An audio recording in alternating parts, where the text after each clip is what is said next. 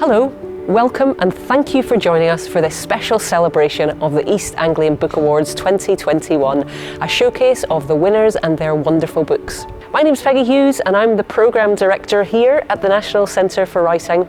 And on behalf of our partners, Jarrold, the Eastern Daily Press, the National Centre for Writing, and our generous supporters at the UEA Faculty of Arts and Humanities and the PACCAR Foundation, a very warm welcome.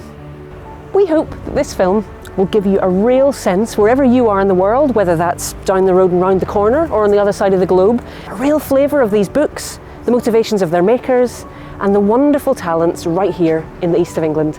After a great many months of continued challenge and change, we think it's more important than ever to celebrate the diverse creative community in our region and how that enriches and encompasses us all. To write a book is no small thing. To write a book during a global pandemic, a frankly remarkable achievement. In this, the 14th year of the East Anglian Book Awards, we received over 120 entries from over 70 publishers, a certain sign that the literary livelihood of East Anglia is in rude health. So first things first, a big thank you to everyone who entered the prizes this year. Tonight we'll have the pleasure of hearing from each of the shortlisted authors as they answer some questions put to them by me. Then we will hear the results of two further awards that are also integral to the East Anglian Book Awards. The Book by the Cover Award, coordinated by the East Anglian Writers Group, and the Exceptional Contribution Award, presented this year by our friends at Jarrold. We'll draw the evening to a close by revealing which of the category winners has won the overall East Anglian Book of the Year 2021. The winner receives a cheque for £1,000 generously donated by the PACCAR Foundation, and our warm thanks go to them.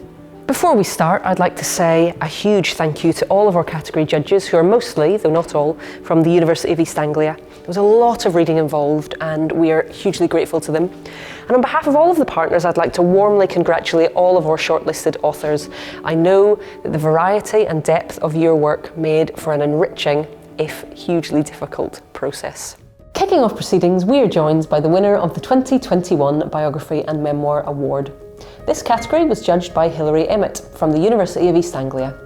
And the winner is The Easternmost Sky, Adapting to Change in the 21st Century by Juliet Blaxland, published by Sandstone Press. Welcome, Juliet, and congratulations. Thanks for coming here today to see us. Thank you very much indeed for recognising this book. It's a great honour. We loved the book. Can you tell on that note, for those tuning in that haven't yet encountered the book but hopefully will, could you sort of set us going with this, I guess, the starting motive for the book, where that came from? The basic scenario that we start with is that we lived for 13 years in a little house on the edge of an eroding cliff, and we knew that the cliff was eroding because it historically has always been, and we knew that eventually we would have to move. But when it came, it was very sudden change, and we were given originally 2 weeks to move, and then they said, could we move out by the weekend, which actually is quite sudden. Normally you try to move out in spring and summer, but there was this kind of autumn, November storm. Mm-hmm. So then the Easternmost Sky starts where the house is demolished, leaving only that volume of sky where the house had been. I had this idea from Powers of 10, which is quite a famous little old book, that we would start from our sort of house and garden, mm-hmm. and sort of zoom out to look at the coastline and the bigger picture. Mm-hmm. So that was the idea that the book was hung on. There's tons in there that we could leap off, Juliet. But first of all, a little bit more on Powers of 10. And when did this book enter your life? What does it mean to you? A long time ago, I was an architecture student, and this somehow, it's just a little thing where you start with, I think it's the Chicago picnic couple, and it's just his notion that he zoomed out and out and out, and each mathematical, it's to show really the powers of 10, times 10, times 10, times 10. But once you start thinking like that, it becomes quite easy to take a very, very long view of tens of thousands of years. But to take that concept of change about, that the book explores, do you think, that why are we not great at change? Because I think as a human species, we're not really. And do you think that something like COVID, or in your case, you having to vacate your house within 2 days' notice, does that make us better adapted? I think we're going to have to be, I think there must be some evolutionary sense that we need to change each generation, but not change so much that we're reinventing things. In the same way as I've always thought, you need a certain amount of disobedience, but if everyone's disobedient, when somebody, your village elder, says don't go across the river because you'll be eaten by a crocodile, you need, say, 2% of the people to try it, to get to the other side to see what's there. But if everyone is lateral thinking, it's chaos. And I think we need a certain stability of handing on the wisdom, like these old buildings that we're sitting in. Yeah. Well, in that sense, it's also sort of a book about kind of community and connection and being in part of a... I think that certainly in the last couple of years, people have realised more. We all had very sort of exaggerated sense of helpfulness and being helpful to other people, that I think in some ways, city, country, towns, they all have it up to a point. But I think that the change that everyone went through with COVID is very interesting, because it shows how enormously adaptable you can be very quickly. Suddenly doing all these completely different things, actually it does open your mind a little bit to what we could do or may have to do. I want to ask you a little bit about this place. You know, this is the East Anglian Book Awards. You know, these awards sort of as well as great writing and brilliant ideas and all the rest. They also celebrate this place. You know, and so I want to ask you. You know, we've got this stunning, but as your both your books detail, you know, a very unforgiving landscape. I just want to ask you, how important is place to you? I don't just mean to the work, which is evident, but I mean to you, as to you and your work. Well, I think I've somehow been sort of dunked and steeped in the East Anglian landscape since I was a child, riding around great big open bleak spaces. I grew up in the Saints, which is and my mother still lives there in the same house. I do love the low Norfolk, Suffolk sort of sea haw that comes in, and the big wide sky, all the usual. It is a cliche, but there is something about the big wide flat landscapes and the huge skies, and then the geese come in at this time of year. But, you know, the Easternmost Sky, it has this global message, but it's based on this very, you know, a local to us anyway, patch of Suffolk. And many sort of watching this will undoubtedly know and love that place too. But I wonder what you hope that readers here and also elsewhere will take from the book. You know, it's about adaptation, it's about adapting to change. Is there a message that you hope they will leave with? We do have to cooperate. And I think the interconnectedness, I hope to some extent people take from, if they read it in detail, that we can be quite broad-minded, that we can all be fairly open-minded, not too polarised. We've probably got a sort of grayscale on where we are along our conscience on different things. Nuance is always good. And if people have that in mind, then most things can be resolved. Next, we come to the award for fiction, judged by Kate Weston from the University of East Anglia. And the winner is Kate Sawyer for her captivating novel, The Stranding, published by Hodder and Stoughton. Hello Kate, and huge congratulations from all of us. Thank you, Peggy. It's a delight to be here. It's lovely to have you with us.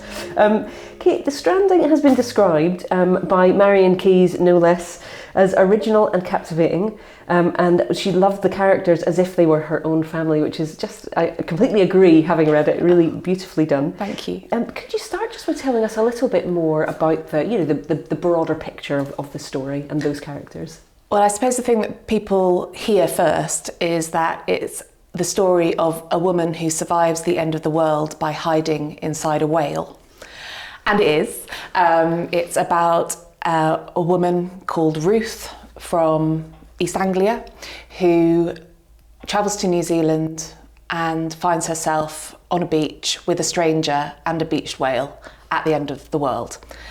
That opening sequence that you've just touched on, the kind of the beached whale and how Ruth and Nick, how it helps them, that is a striking kind of, opening. How do you land on that? Well, it was the very seed of the idea came from a writing prompt, which was simply blue whale. It was just my brain's immediate response to the prompt. I suppose I was looking for the highest moment of tension because in general, I like to write about the smaller things. I like to write about character and relationships and the well, I guess the minutiae of life, I find that really interesting. So to start there sort of comes in bombastic and allows me to then, that was the reason really, I guess. It's unforgettable. When were you writing this in relation to now? Because it has so much to say about the place we're in, it feels to me. I got my book deal the week before lockdown. So I went to London to have meetings the week before lockdown. So the edit took place entirely during COVID, which obviously had influence. It heightened things. Just to stick with your journey to publication then, I mean, I know that a lot of, we work with a lot of writers. What was that like for you? And is there anything you would want to kind of impart from a position of now an award-winning book? Well, I sat down and wrote. And I think that's the biggest tip that I have, if I have any. Everybody has this dream of the expanse of time to write, but I'm not sure that that's helpful necessarily, because I think having the short space to write can also help. But then the other thing is, I heard on a podcast, and I can't remember who said it, but the difference between a published author and a non-published author is the willingness to be edited.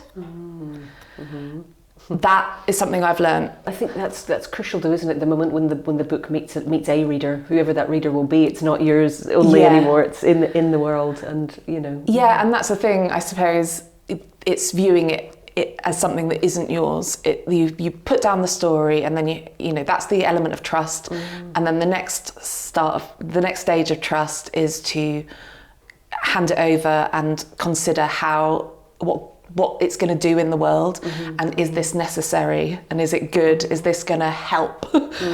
Speaking of birds, you've reminded me, Ali Smith with a book, she's says a book is a bird, and it flies off and it's not yours anymore, it's going off to meet its readers and so on. That certainly feels like a metaphor that feels very true to me, with this being my first novel. And speaking of that then, and it meeting readers, and it's been a funny year for that, obviously, in terms of us being able to meet people in that sense. But what do you hope will happen when the book meets readers? What's the key thing, or not even the key thing, but what would you love a reader to take from the book? At its essence, you want a good story. You want someone to be entertained. So that's what I hope for, first of all. But if it makes someone think about the little choices they make and the big choices they make, both with regard to their own happiness, but something bigger as well, about the sanctity of our planet and of others' well-being, then I would be very happy. Lovely. Now, the 2021 award for the general non-fiction category, judged by Richard Delahaye of the University of East Anglia. And the winner is The Stubborn Light of Things, A Nature Diary by Melissa Harrison, and published by Faber Books. Welcome, Melissa. Thank you so much for joining us today.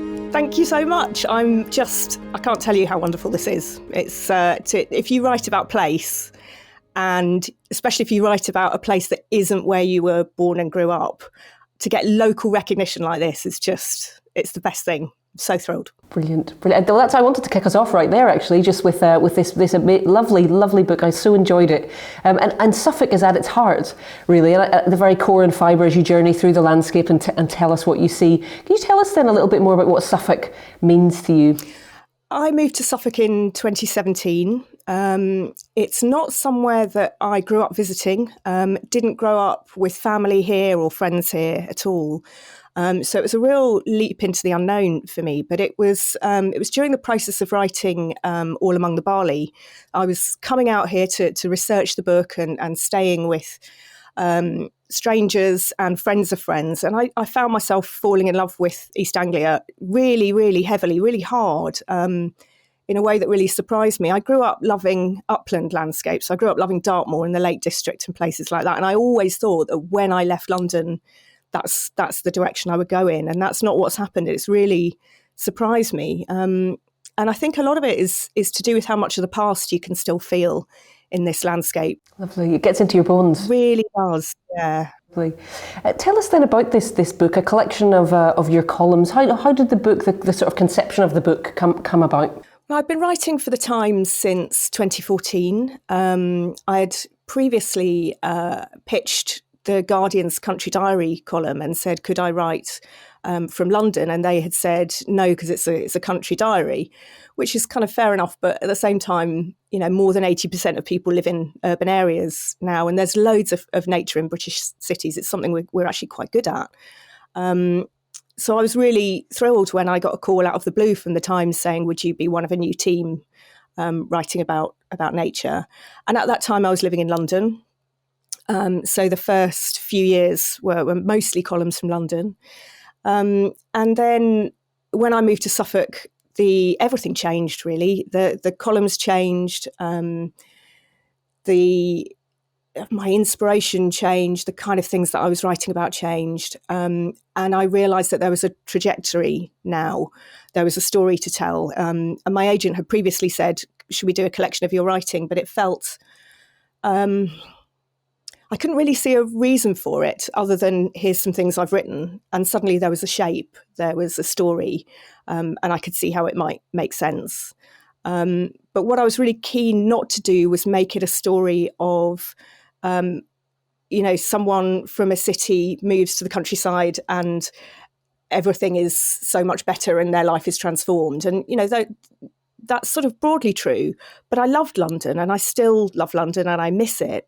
And it's very much not the case that you have to live in the countryside to be connected to nature. And that's really important to me, that the two things are held in balance in the book. Beautiful. And you're someone, obviously, we'll come back to this, but forever you've been someone who's noticed nature and cared for it and loved it. Why do you think during lockdown that became a new thing for so many people? If you look at periods of social and political unrest, there is often this reaching out for nature. So when I was writing All Among the Barley, I realised that in the interwar years, there was this very similar reaching out for, at the time it was agricultural memoirs were their version of nature writing, and they proliferated in that period, and people really wanted to read about having a connection to the land. This was a war-scarred population who were undergoing the Great Depression and enormous social upheaval, and people were cleaving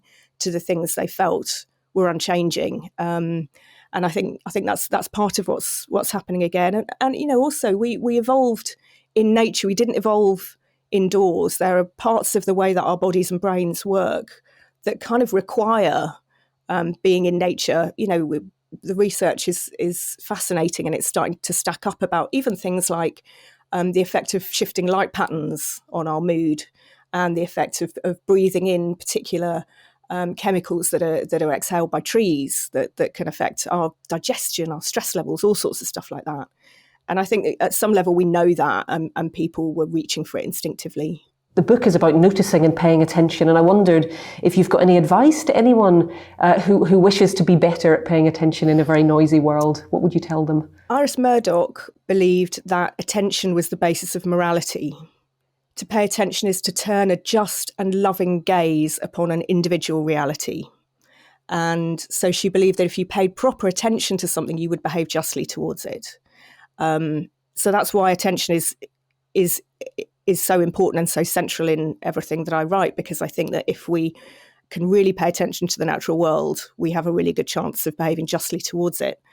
For me, it's been a habit since I was a child to go out and really believe and really understand that there are other individual realities that are just as important as my own. And I've always loved that feeling that it's a shared stage out there. It's not, a stage with just humans on it and then some backdrop, that we're part of an ongoing drama, not all of which we understand or even feature in. I know a lot of people don't like the kind of step down from, primacy that involves, but I find it really comforting.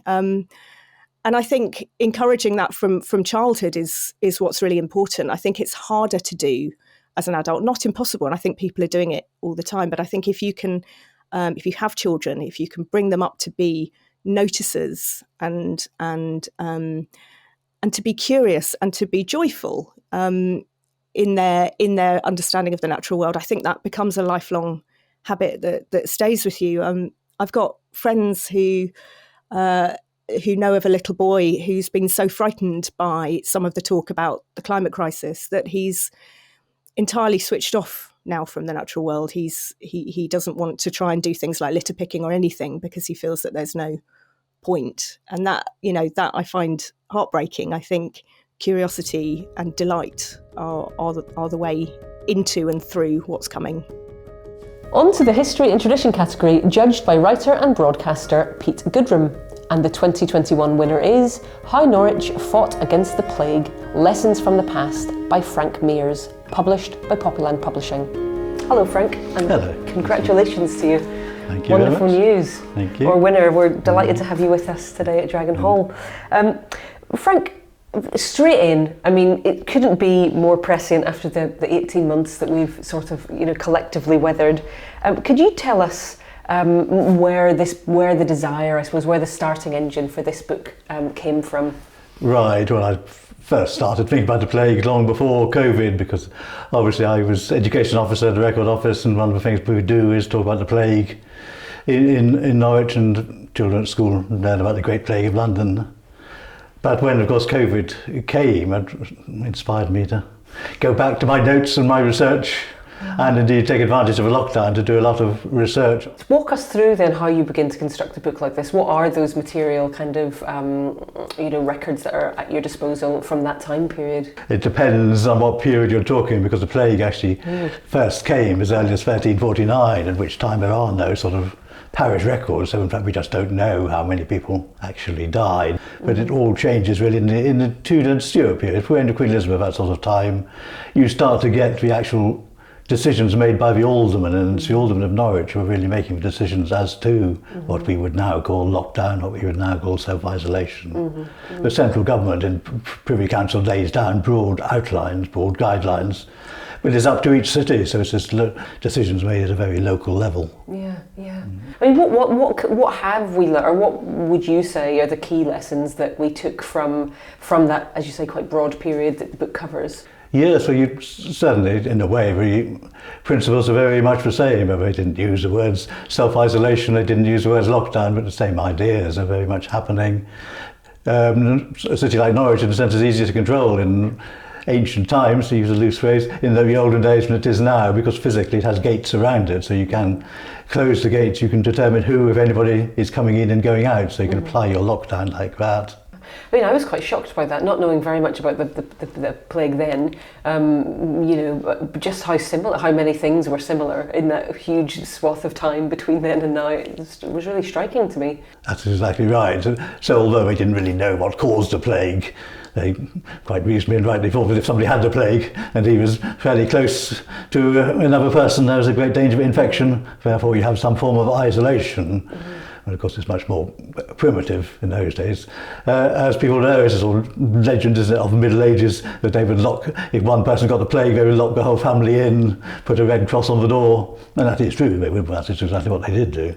And we're sitting here in the National Centre for Writing, which headquarters here at Dragon Hall, which some people tuning in may well be aware. But for those that aren't, could you say a little bit, Frank, about this part of town, King Street specifically, and how it was affected by the plague?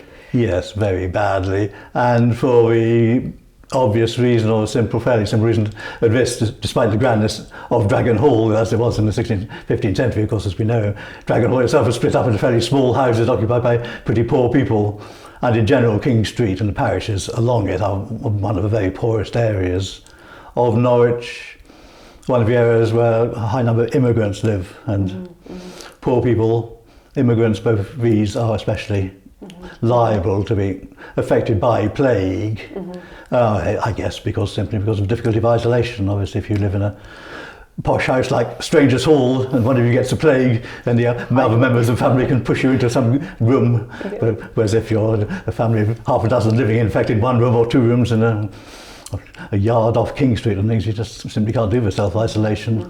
I mean, how did Norwich fare then in the wider scheme? Did it acquit itself well in the face of waves of plague compared to other similar places? Yes, I think it did. You have to think that As always with these plagues, the rich people are in a better position than the poor. For example, in the Paston letters, you get several mentions of plague, and whichever Paston it is saying, shall I go to Norwich, shall I go to London, shall I stay in the countryside, which will be safer? But of course, obviously, the poor people didn't have those kind of choices. They just had to stay here and stick it out.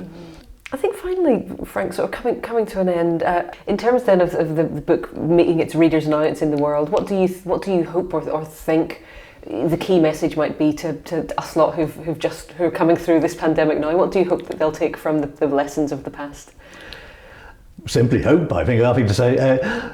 People in Norwich have been through worse, and they have got through it, and the city has survived and been healthy and wealthy and an extremely pleasant place to live. The Peet Children's Award was judged by my colleague Simon Jones with superb assistance from his 8-year-old son. And the winner is Richard Lambert for The Wolf Road, published by Everything with Words. Welcome, Richard, and hearty congratulations to you. Thanks, Peggy. Lovely Thank news. you. Yeah, brilliant. I was very pleased to A hear. worthy winner. It's a beautiful book.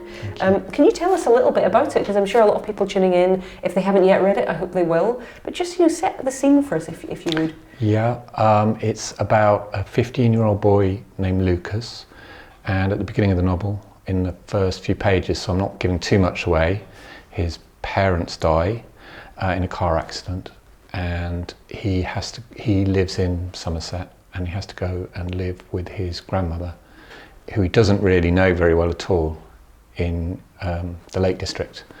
And his parents died in a road accident, and he was there as well. He survived the car crash, and it was caused by an animal, and he believes it's a wolf.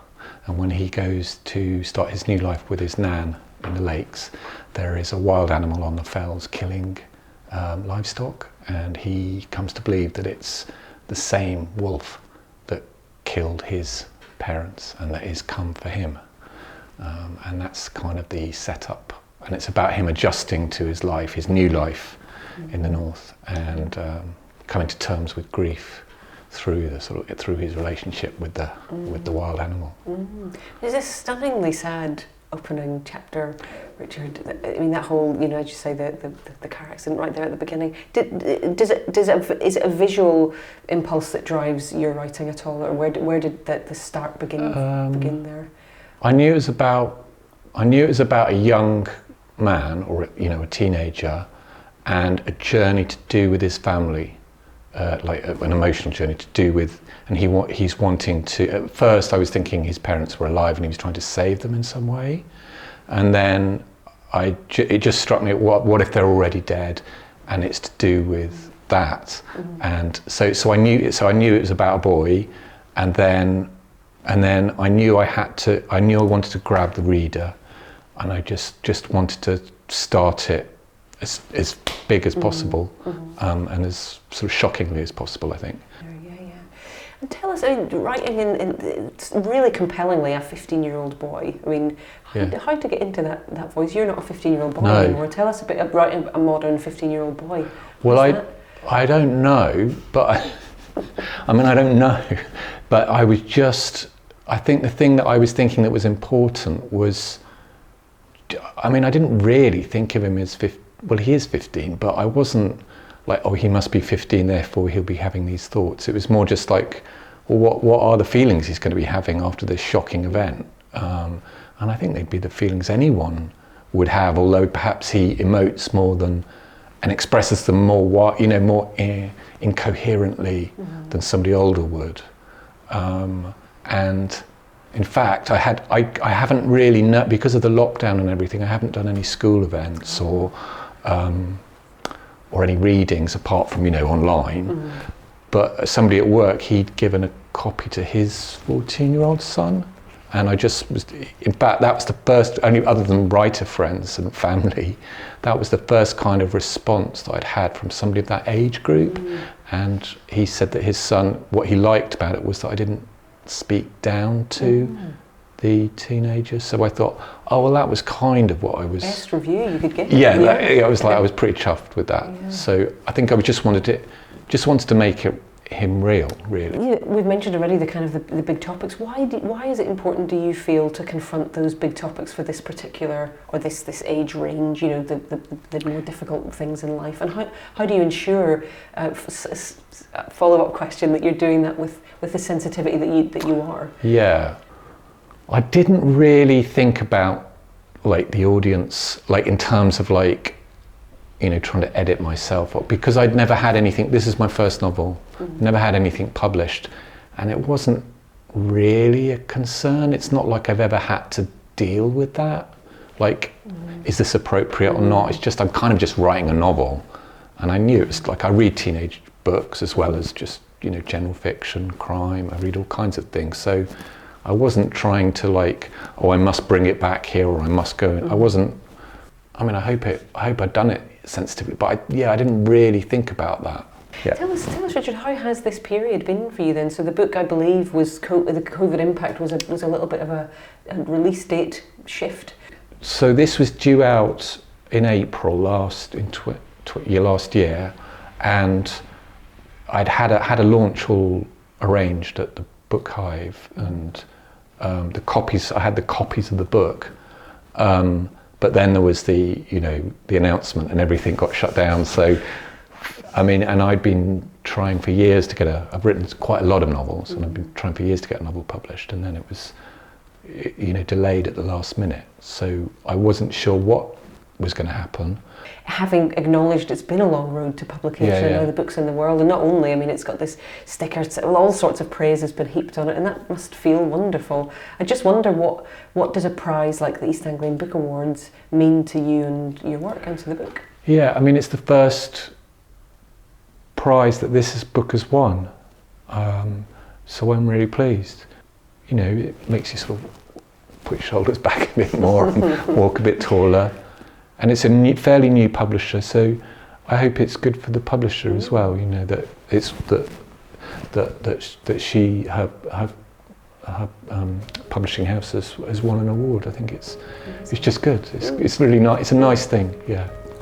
Last, but by no means least, we come to the poetry category, judged for us this year by Nathan Hamilton from the University of East Anglia's publishing project. And the winner is Rose with Harm by Daniel Hardesty, published by Salts Publishing. Hi Daniel, and many congratulations from all of us. It's lovely to have you here. Thank you. I'm really, really pleased for the book, and thank you for inviting me along to talk about it.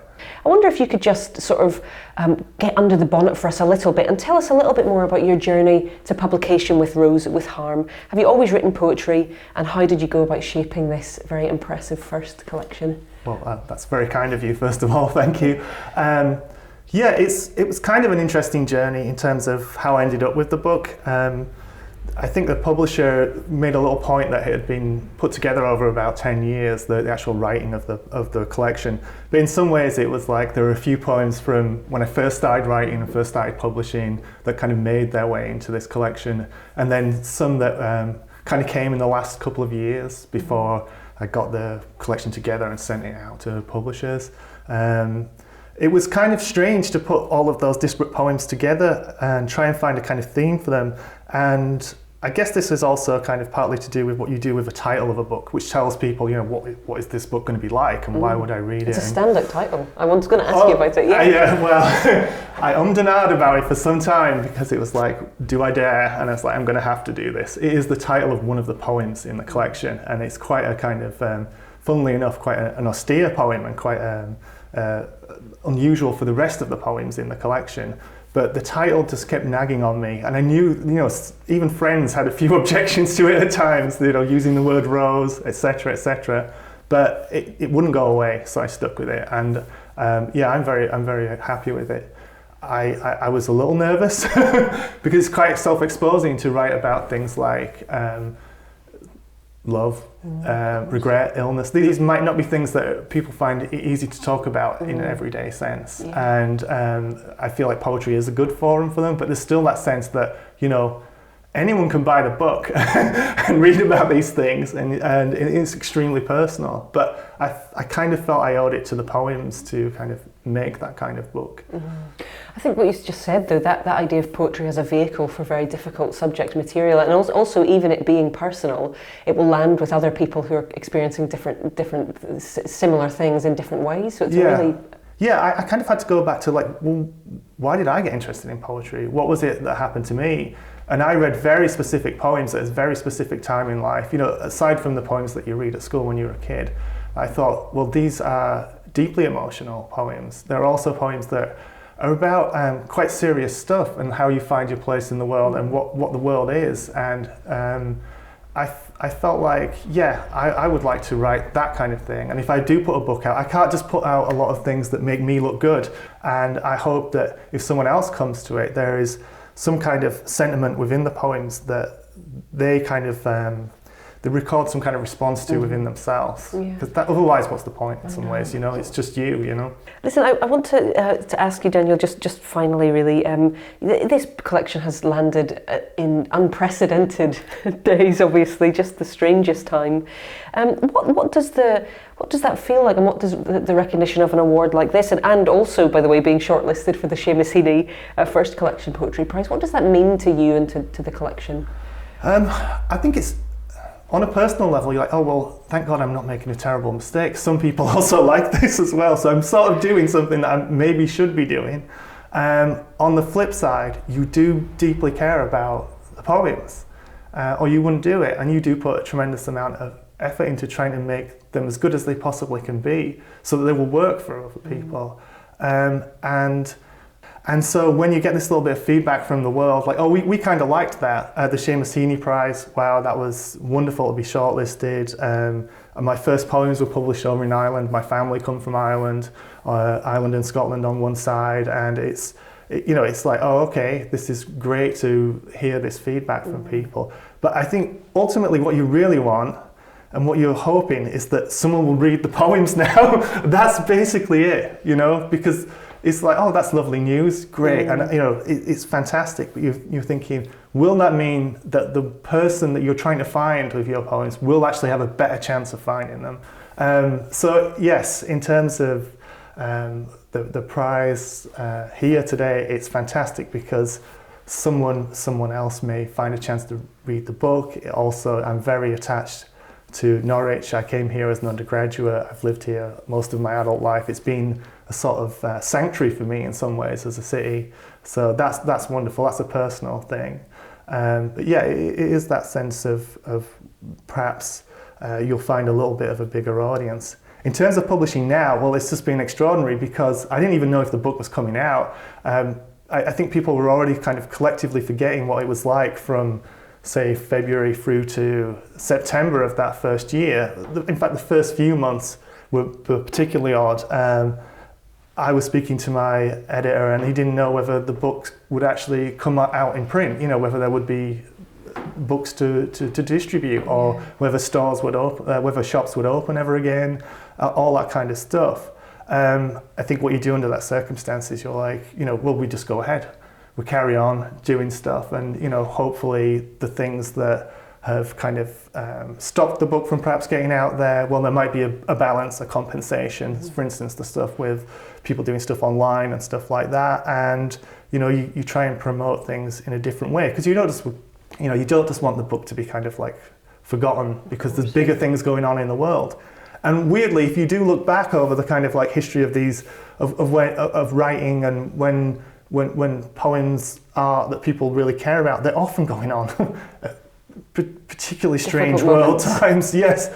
You know, and like if nothing else, someone will be able to, you know, if you're looking back, you're like, well, that was a very strange book that Daniel Hardesty published during the pandemic of 2020. You know, so if it has no literary worth, it might have some kind of worth that's like, you know, a record of the kind of things that people were thinking about at the time. And of course, you look at the book, and it's about, you know, how we connect to each other, the difficulty of maintaining those relationships. Post relationships, that kind of like loneliness and, you know, our own internal kind of austerities and difficulties. So, you know, weirdly, there are elements of the book that corresponded to the time, which I found a little strange, really. Stuff sneaks in. It does. I think we are listening to the world when we're writing, very clearly. It's not just an expression of self, as if that could just be an individual anyway. But yeah, stuff like this really helps. An award says, okay, well, there was a book, and, you know, that's extremely helpful. Wonderful. Well, congrats once more. Thank you. Thank you. It has been such a treat to hear from our 6 shortlisted authors this evening, and I know that you're all on tenterhooks to hear who has won the Book of the Year award. We're going to keep you in suspense just for a little while longer as we move to the next 2 awards ahead of the big reveal, beginning with the annual Book by the Cover Award, judged by the East Anglian writers. And the winner is Anita Staff, who designed the cover for Lewis Buxton's Boy in Various Poses, published by Nine Arches Press. Here's Anita to tell us a little bit more about her process. What an honour to have received this award, and it is so fantastic to have my work recognised in this way. So thank you so much, it really, really means a lot. I live and work in Norwich, originally from London. I think that there's something really special about Norwich and the people that live here. Primarily, I'm a painter and photographer, but I use many mediums and I don't pretend to know what I'm doing with them. My work is quite emotive. It's often a reaction to an injustice or a feeling or an emotion. And when Nine Arches Press and Lewis approached me, they cited some of the images they liked, which gave me an idea of the mediums they preferred. So I started off doing some monoprint drawings, which is where you put the ink on the surface, put the paper on top of the ink, then you do your drawing. The reason I love that process so much is because it reminds me of photography, when we used to develop our own pictures in the darkroom and you kind of never knew what you were going to get. Yeah, so I do a lot of work around body image and our perceptions of our body. It's not necessarily based on a dialogue around gender, actually. It's more about our relationships and our feelings with regard to our bodies. So to me, the movement and the stance of the figure was really, really important. So initially I came up with some draft drawings with monoprint ink. Every time we met, we went through these paintings and we got closer and closer to what they were looking for each time. It was a really different way of working for me, because I'm so used to the thought that I have to maintain my integrity as an artist by not adhering to what the audience want. But what the collaboration has taught me is actually I have a responsibility to the audience. So once we decided on the actual figure, I could play around with it digitally, and that was really amazing to be able to do that, making sure that we didn't lose the texture or the rawness of the painting itself. One thing that they really liked about the way that I worked was that it was so messy and gritty and real. So nothing was pristine, and obviously that represents how we really are and how our bodies really are. I think that it fitted really well with this poem book. Congratulations, Anita, and thank you once more to the East Anglian writers for their insightful input. Our next award is for Exceptional Contribution, and here to present it and tell us more is our friend Holly Ainley, book buyer at Jarrold. I'm here to talk about a very special part of the East Anglian Book Awards, which is the annual award for exceptional contribution to literature in the region of East Anglia, which is given to an individual or organisation each year. There's no question that the organisation which has been granted the award this year has made a huge impact on the literary ecology of our region. But not only that, it has been selected by the judging panel this year for its groundbreaking history and global influence too. The award this year goes to the University of East Anglia's School of Literature, Drama and Creative Writing. And joining me here is Professor Jean McNeill, Director of Creative Writing at the University of East Anglia. Jean, congratulations. Well, thank you, Holly, and thank you to everyone involved in the award and the decision. We're absolutely delighted. I wonder what this kind of regional recognition means to an organisation like the UEA, which is so far-reaching and, as the judges have said, has a global influence. Yeah, I mean, personally, I try not to make too many distinctions or boundaries between regional, national, international, in that literature, especially literature and art forms, cross borders. And in fact, they are about a shared experience globally. I mean, in the very largest sense. But the fact is, we also have a very important to us identity as an East Anglian based department, school, entity. I think it does give our program, the fact that we're situated in East Anglia, a dimension that other programs simply don't have because of the incredible rich literary history and the contemporaneity of the literature also in East Anglia. The fact is, it is something of a literary hotspot in the British Isles. So many writers have lived here, come from here, have moved here, write from here. It's really quite extraordinary, and I think in some ways underappreciated in that sense. And I wondered if you could talk a little bit more about the flagship programs at the school, and perhaps, again, a similar question, whether being based in East Anglia has any particular bearing. Yes, I mean, I think it has huge bearing. In fact, in some ways, we really are indivisible from where we are situated, from the placeness of the place and the placeness of the literature here that is produced here. But I guess, yes, it's true. We are actually really quite a big school. We have 77 members of staff. Nonetheless, I think we are incredibly productive beyond that number. To quote the usual phrase, we punch above our weight. Creative writing in the UK happened first here. It's certainly at the level at which we teach it at master's level. It began at that level actually in 1970, and it was the brainchild of two people at that time, Malcolm Bradbury and Angus Wilson, who were English academics they were teaching English literature, in other words, who were working here. But I think UEA's history as a relatively short history when you compare it to medieval universities is really, really important here, because it was established as an institution that its motto is "Do Different."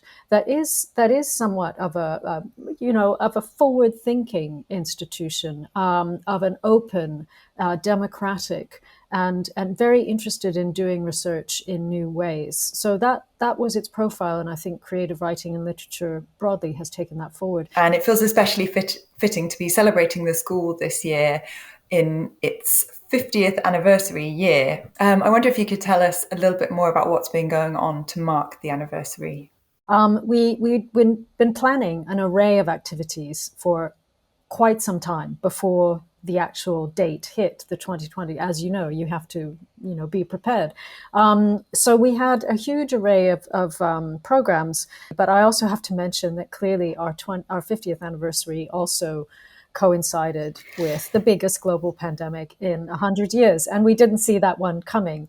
And somewhat miraculously, we actually were able to do everything that we set out to do by sheer dogged determination, I think, frankly. But also I have to commend colleagues here within the school, also the National Centre for Writing, also Arts Council England, and other organizations that we worked with very closely. So we were able to to fulfill our mission, to celebrate our birthday and celebrate the future by a really important program for us, which is called Future and Form. I slightly talk about it in the past tense because it debuted, if you will, in May 2021 in Norwich, which was about the future of writing, which paired writers, imaginative writers, with digital technologists to make things which hadn't otherwise would not have been made. So it was very, very innovative. And yeah, we managed to do that in lockdown, in total lockdown. So I'll just ask one final question. What does the future hold? What's next? What's happened the next 50 years? Well, that's a really good question. And I think what's next is, I don't want to set myself up as a prophet, but I think what's next is, first of all, we carry on doing the very good work that we've done. And the fact is, it's a very rigorous program. It's an academic program. It's a literary program all at once. We have excellent connections with industry, with publishers and literary agents. But the fact is, I think the literary landscape is changing. It's becoming more open again, more interested in global literature, with writers of different backgrounds and different experiences being published with more ease than was the case before. In other words, the culture is expanding, and also people are experimenting more. Fiction writers are writing nonfiction, vice versa. People are very interested in the kind of gray area between genres. So in many ways, I think even while the larger culture is very difficult, clearly, with the pandemic and everything that's happened in Britain politically, but actually the literary culture is somewhat bucking the trend of consolidation and fragmentation, and it's so I think that's where things are going, is that writing for digital platforms, clearly this is writing for televisual platforms. I hope literature won't be overtaken by visual culture entirely. That doesn't seem to have happened already, and it could have. But I think that's one thing that I see in my crystal ball. Well, Professor Jean McNeill, thank you for joining us, and congratulations on behalf of all the partners of the East Anglian Book Awards. But now, a drum roll. It's the moment we've all been waiting for, the reveal of the winner of the coveted East Anglian Book of the Year award. A reminder that the winner has been selected from our 6 category winners by a panel of judges. The prize is a cheque for £1,000 generously donated by our supporter, the PACCAR Foundation, and thank you once more to them. And the winner of the 2021 East Anglian Book of the Year award is Melissa Harrison for The Stubborn Light of Things. Shut up!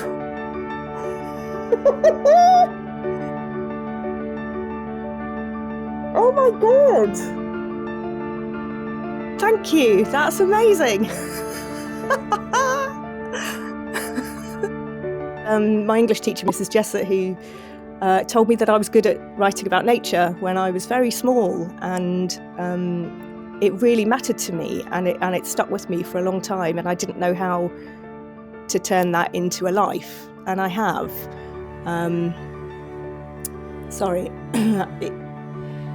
I wish I could go back and tell that little girl that it was possible, because she was a lonely little girl who had friends in trees, because trees accepted her, or she felt that trees were her friends and accepted her. And to be able to become an adult who can write about a place in such a way that people who live there like it, she would have been so comforted by that, so proud. What a brilliant and happy way to conclude proceedings this evening.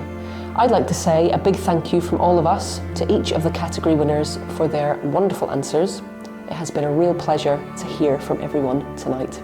You can buy any of the titles on the shortlists for this year's awards over on the Jarrold website. There's a special East Anglian Book Awards shop on there, so do have a little browse, and I recommend anything that has piqued your interest tonight, because buying the books is the very best way to support the brilliant writing that we've heard and to ensure that we hear more from these authors in the future.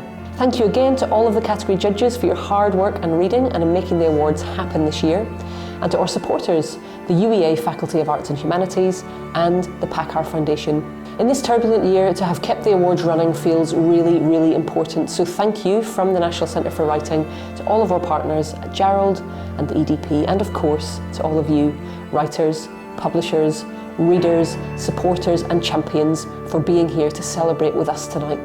It feels fitting to end with another big congratulations to the winner of the East Anglian Book of the Year, Melissa Harrison.